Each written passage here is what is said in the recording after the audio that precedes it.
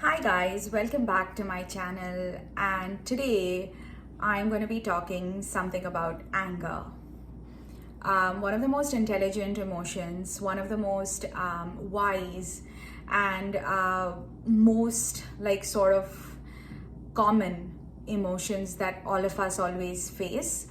And there's a lot to talk about anger. There is a lot of experience that all of us have about anger, and it's one of my favorite topics to talk about because growing up I was sort of a lot. I was very tempered and I was very temperamental, and it was always very hard for me to control my anger. At times I would say stuff, blah blah.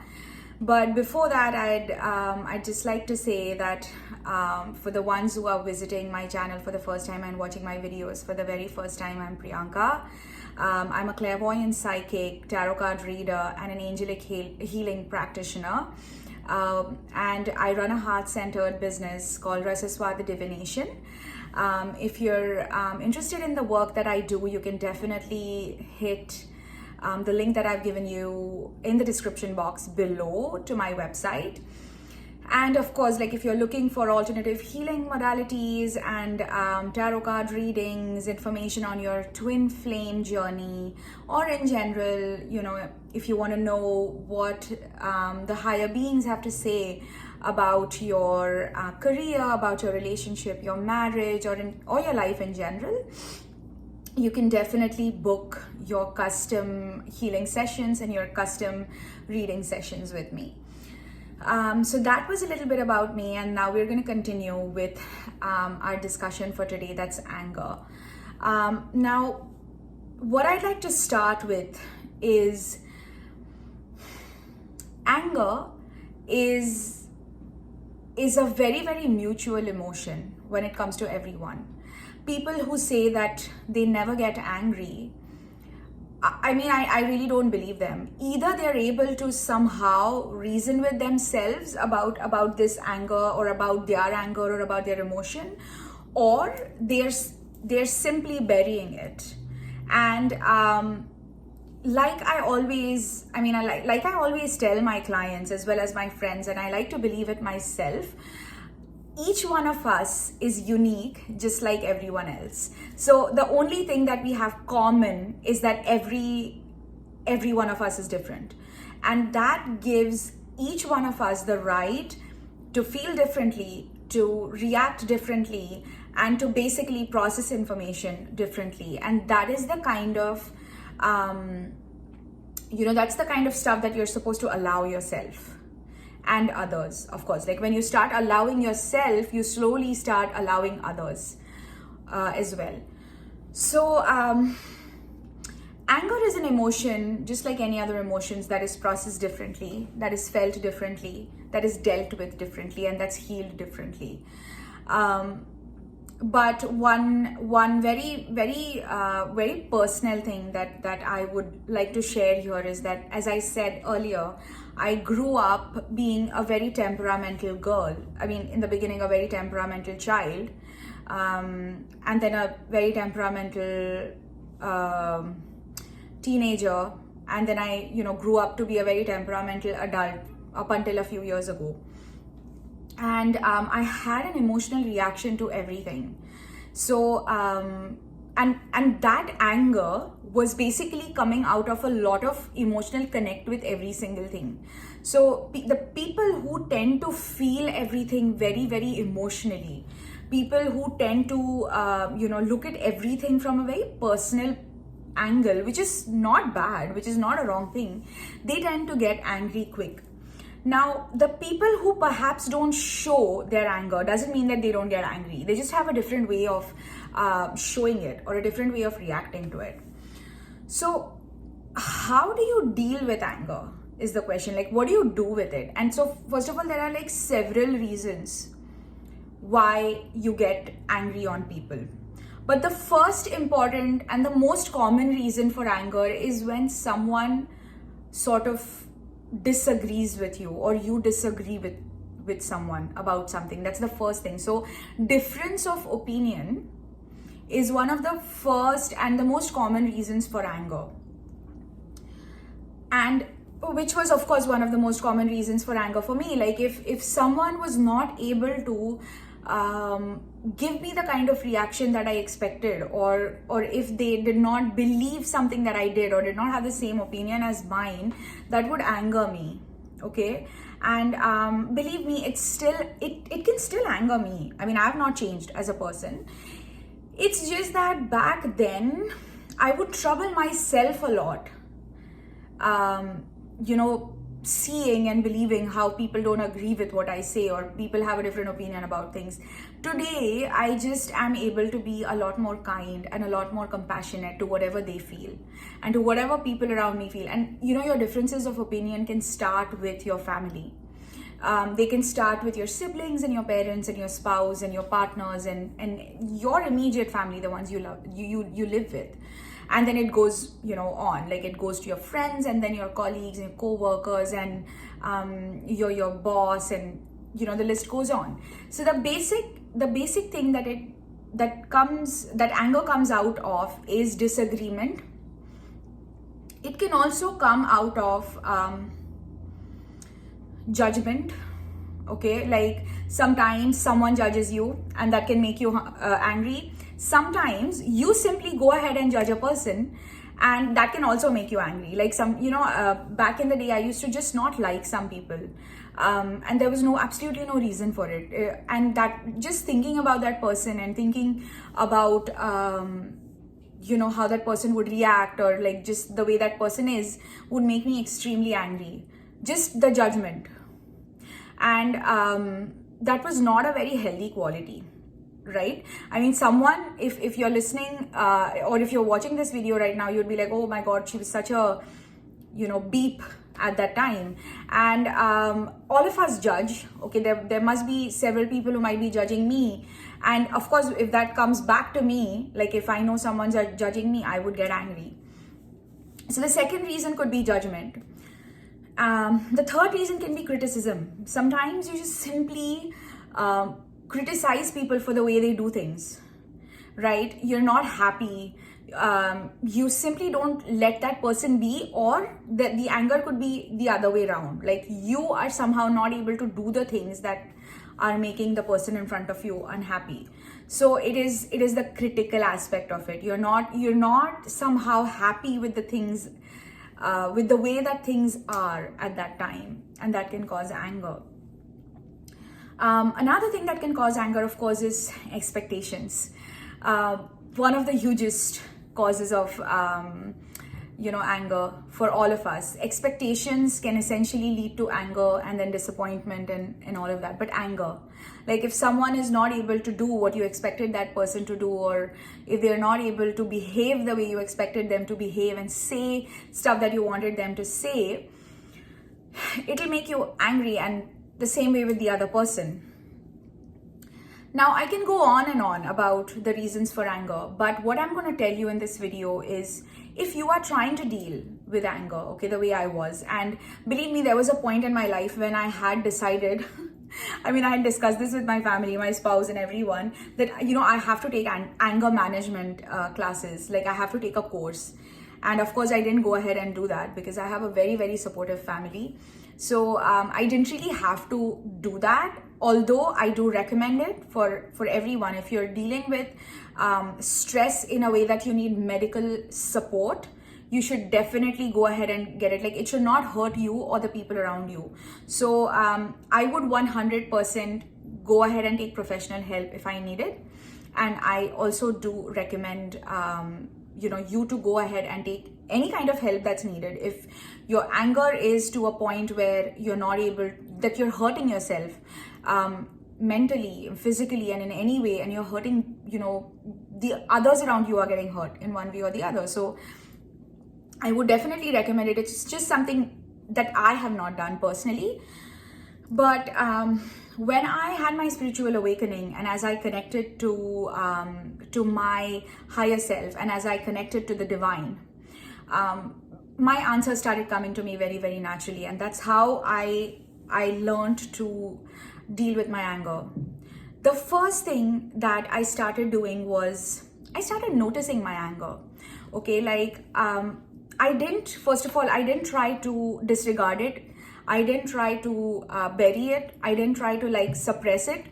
I tried noticing it first. If something happens around me, okay, by a situation, by a person, anything, I started giving that trigger a chance.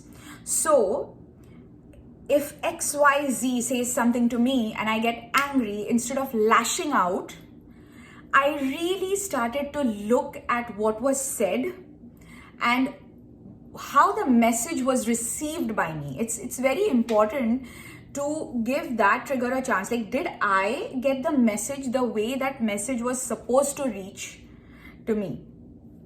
So I gave that emotion a chance. Like I was mindful. I started saying, okay, I feel angry about this. Now, why do I feel angry?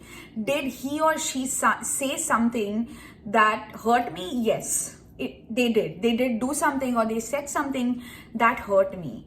Now, I tried breaking down whatever was said. Now, this takes work, okay? Your emotions, to be healed, it takes work. I'm not saying it's going to happen at the back of your mind. This is conscious work. This is like the kind of, if you're going to prepare a PPT or something for your workplace, this is like doing a PPT for yourself. This is work. This is healing work. And it takes energy, and it takes effort, and it takes conviction.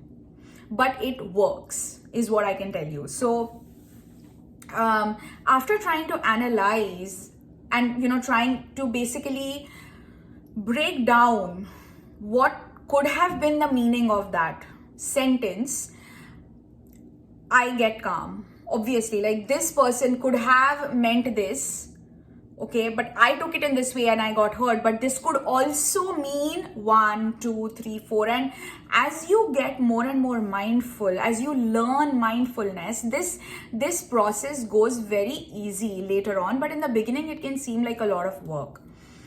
The third thing that you do after noticing your anger and believing that you're angry and allowing yourself to be angry, trying to understand the message that was basically conveyed through the situation or through the person, the third thing that you do is be kind to yourself. So you are angry and you're not a bad person for that. You have emotions. You just don't have to lash out. You just don't have to react in a way that is hampering your peace, your own peace and your own calm. So be kind to yourself. Say that, okay, probably this is how I thought it was. I don't have to. So when you get angry, basically, you don't, waste as much energy as you do if you yell, if you react, if you, of course, like, and it's, later on it's followed by crying and that's how you tend to waste a lot of energy than just acknowledging anger and being angry and trying to understand what that anger is trying to teach you. Okay, so the third thing that you can do after these two things is to be kind to yourself. Be like, okay, fine, I'm angry right now, but I am not my anger. Okay, this is, your emotions are a third party. Okay, they are simply visitors. They are not you.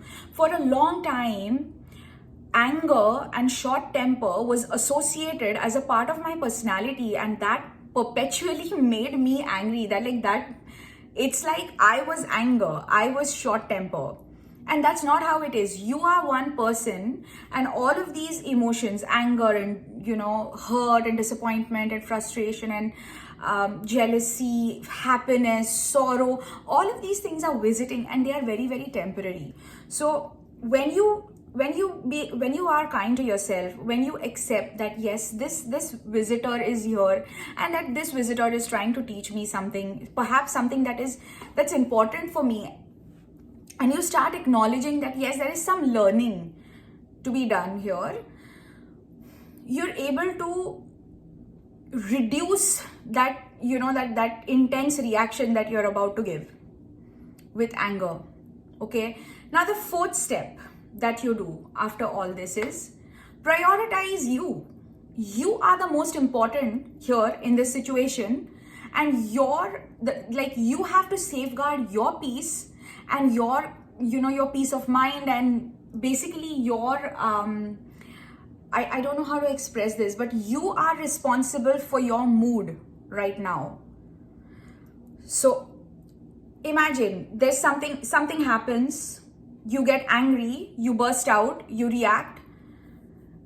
The entire day is at risk. Like you have a bad day, or you have the bad half a day, or you have a bad time for the next 3 to 4 hours. And what's happening? Your precious time is being spent in being angry. Perhaps the person who made you angry, the situation that made you angry, is not even in the same place that you are. Okay? I don't know if this makes sense to you, but the situation is past. The person who said something is probably having, coffee somewhere, laughing and, having a good time, but you are here wasting your entire day. Do you really want to do that? No. So the fourth thing that you must do is prioritize yourself. Consciously try to decide whether this topic is worth spoiling your time and your mood for. That's very important. Like someone says something to me about, we're having a discussion, and someone says that, okay, I don't believe in tarot cards, for example. Okay, I'm just giving you an example because that's a very, very common thing to happen. I either have an option to sit and lecture that person about tarot. I have an option to simply get angry and bury that and, keep judging that person for the rest of my life and never talk to that person. 3, ignore that comment and respect that, yes, okay, I'm hurt. Yeah, I acknowledge that I'm hurt, but this person is entitled to their opinion. And then decide that even if this person doesn't like tarot, is it worth wasting my energy on? Is it worth wasting the next 3 hours of my life on? Or fighting or reacting? No, perhaps not. What's important is for me to be able to, spend my time the way I want, right? So the fourth thing would definitely be to prioritize your peace and decide that, no, this is not worth my energy. I would rather just draw or paint or maybe just listen to some music right now, instead of being angry, explaining myself, expecting something from that person, etc. And the fifth and the most important thing is expectation. Okay, guys, expectation is such a word. I mean, I don't even have any comments about that word. I'm not going to put it in a negative. I'm not going to put it in the negative basket here. But expectations is something that you can do without. Honestly, do not expect. In the sense, you can expect, but that expectation also needs to be replaced with kindness and compassion at the end of the day. So there's something, okay, now for example, if I expect my husband to meditate every day, okay, I'm a spiritual, I'm a psychic, and obviously he's living with me, and I would, back in the day, if I was a very 3-dimensional person, I would feel that he should be, meditating the way I do, and I'll get angry. Now, I still feel, I wish with all my love and with all the light in my heart that, of course, it can benefit people if they meditate and if they give as much time to themselves. But it no longer angers me. It no longer makes me frustrated, because I know and I acknowledge and I accept and I allow that every single person is different. Okay, every single person's purpose is different. Every single person can have a different priority in life, and they're allowed to. You cannot make anybody do something that you wish to, or you cannot make someone do something that they don't wish to do, even if it is for the best. Perhaps there's a different plan for them. You can't plan someone's life for them. You cannot sit and sort of make a routine for someone else. And even if that is your child or your husband or your partner or your parents, you can't do that for them. All you can do is you. So you always do you. And when you start prioritizing yourself, when you start giving yourself that permission to be unique, to want something that others don't, you automatically start giving the same amount of love and compassion and kindness to others. But it all starts with you. So the fifth and the most important thing would be, in case of anger, to immediately put yourself in that belief that yes, this person is not me, or this situation is not me, but this situation is there, and this situation is unique. It doesn't need to be like me, and it has permission to be the way that it is, or this person has the permission to think whatever they want, to have the opinions that they want, and I am okay with that. Why? Because it's not worth ruining my own peace of mind for. Okay, to each his own. If you believe that, if you keep telling yourself that, to each his own, sum cuique is one of my most favorite phrases. It's a Latin phrase. It means to each his own, and I have never believed anything more ardently than this. So I'd like to just recap. The first thing would be to definitely acknowledge and accept that you're angry. The second thing would be to I'm just gonna sort of say, I'm not going to sequence it. I've completely forgotten. I did not take my notes about this. This was just, I got called upon, and I am just talking the way the information is getting downloaded.